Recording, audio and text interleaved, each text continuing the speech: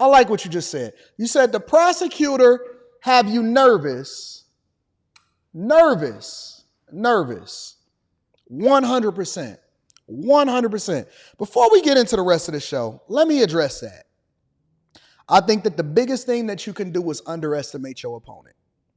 The biggest thing that you can do, shout out to my girl Molly, I'm going to read that shortly, is underestimate your opponent. Fear, a healthy level of fear. Fear not in that I'm scared of you, but fear in that I want to put a healthy level of pause into this conversation to make sure, is this person capable of doing something or affecting what I got going on? See, people really, they don't really understand the meaning of words, and the power of life and death is in the tongue. And so when we talk about the word fear or opponents or war or all of these things, everybody that has ever been successful when it comes to, when you can start to study a lot of these things, don't read the 48 Laws of Power, because if you're not apt to, or if you really don't understand exactly how powerful that book is, it could actually ruin you.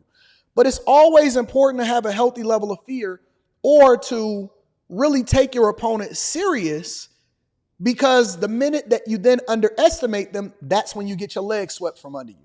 It doesn't mean that they're the better candidate. It doesn't mean that they're actually the person that we need to have inside of the office.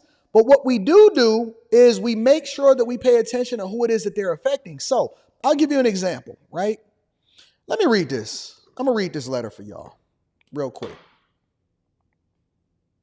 Let me give you an example of it. Thank you to Emmanuel Williams. I'm definitely going to be reading that shortly also. Let me read this letter. All right.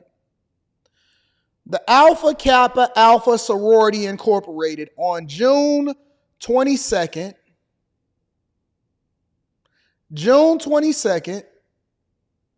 says, this is what they wrote to the sisterhood. As a member of our sisterhood, and given yesterday's news, obviously Kamala Harris now running, this message serves as a gentle reminder to be vigilant. This is what they sent out to all of their members. President sent this out to all of their members. Vigilant, careful, and mindful of how you are involved in the political process. Alpha Kappa Alpha Sorority Incorporated is a 501c7 nonprofit organization, and therefore is nonpartisan. The sorority and our activities are sure to receive greater scrutiny. Be mindful of your importance in maintaining boundaries between your individual and Alpha Kappa Alpha Sorority Incorporated involvement in the upcoming election. Further, I ask you to monitor your individual expressions and ensure that you are not reflecting views, opinions, or implied involvement of the sorority. Please refrain from the postings that include your support.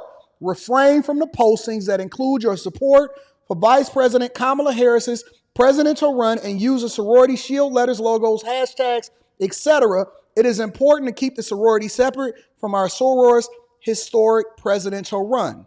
In the upcoming days, more detailed communication with regard to expectation of all sorors during this consequential election will follow. You know what that is? You know what that is? That is a healthy level of fear of how the actions of the people that is a representation of you could affect what you have going on in the actual organization that you represent every day. And so they sent that out because they understand and they're paying attention to the fact that some of y'all are saying it's AKAs versus KKKs.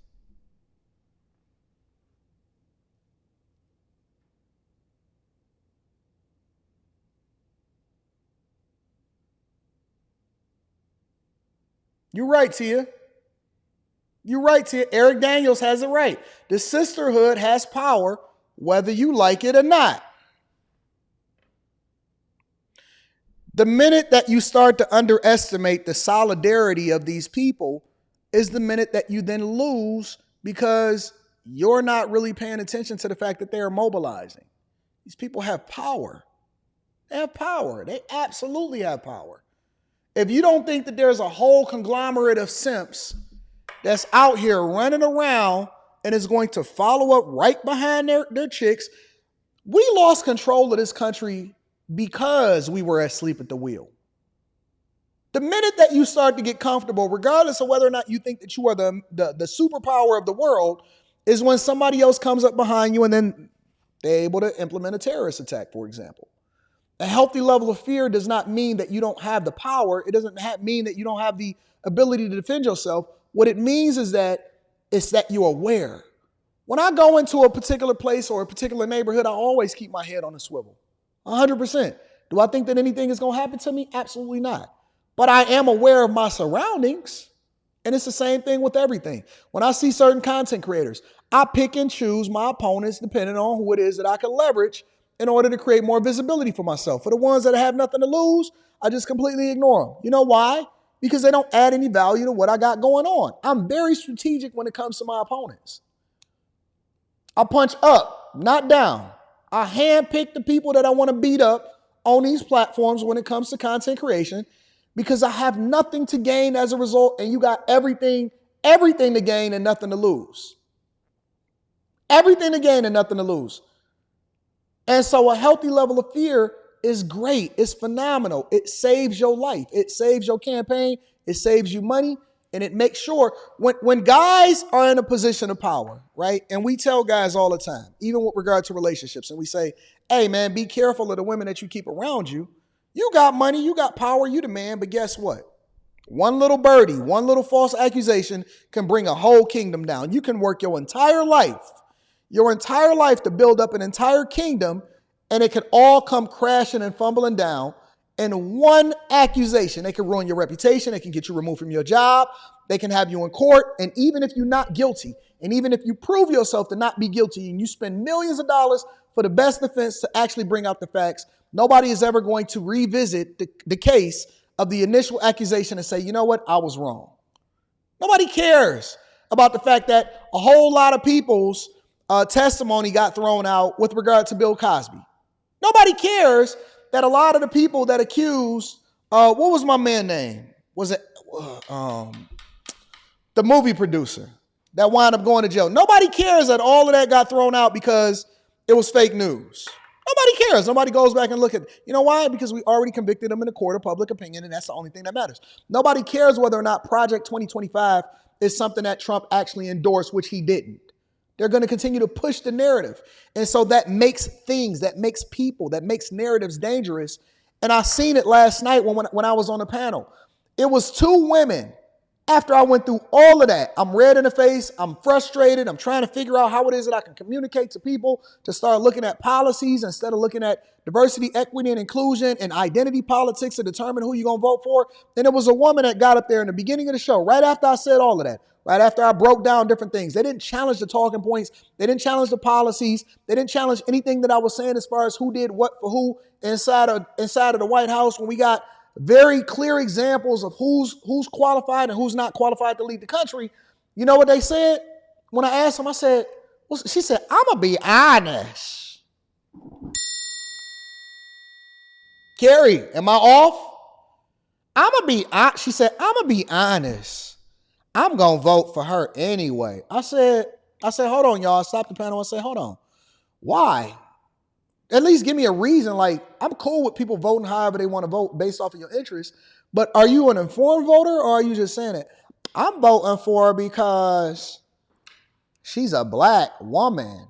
She's black and she's a woman. And I would just like to see somebody in the White House that look like that. I said, what? I said, Harpo, tell me that this is true. I can go and pull it up right now if y'all need me to. I can go and pull it up right now. Some of y'all was watching the show. Carrie, you was sitting right there. I said, wait a minute. You going to do what? I just want to see somebody that's black and a woman inside of the White House. I think it's our time. That makes these people dangerous. And so you can't get lax. You can't fall asleep at the wheel. You can't sit here. That's exactly what she said. You can't sit here and think that you safe. People, when they're given an option to choose for themselves, especially when they're uninformed, they're dangerous. They're very, very, very dangerous. So I'm absolutely 100% focused, aware. I understand what's at stake. We are This could quite possibly be one of the most important elections in our lifetime. So much so, think about this. They tried to assassinate the dude. They tried to kill him. This could quite possibly be one of the most important elections of our lifetime. And we sitting here acting like it's not a big deal. Don't think that he just won just because you support him or you think that she's absolutely incompetent in her becoming president of the United States of America.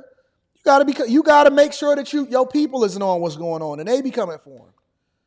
Don't tell them what to do. Give them the information so that they can learn from themselves. Some people are going to fall by the wayside. Others is not going to heed the warning at all. It doesn't even matter. You got to do your job. You got to make sure that people have the information because they doing their job. They mobilizing. They coming together. They doing what they got to do. They running it up. They taking care of business. They on top of it. They're mobilizing. While you sitting there comfortable, thinking that everything is cool and cute, there's usually the people that have the least to say, they got the biggest microphones that's ultimately giving you the worst information and influencing people to do the wrong thing. That's what I think about fear. All right.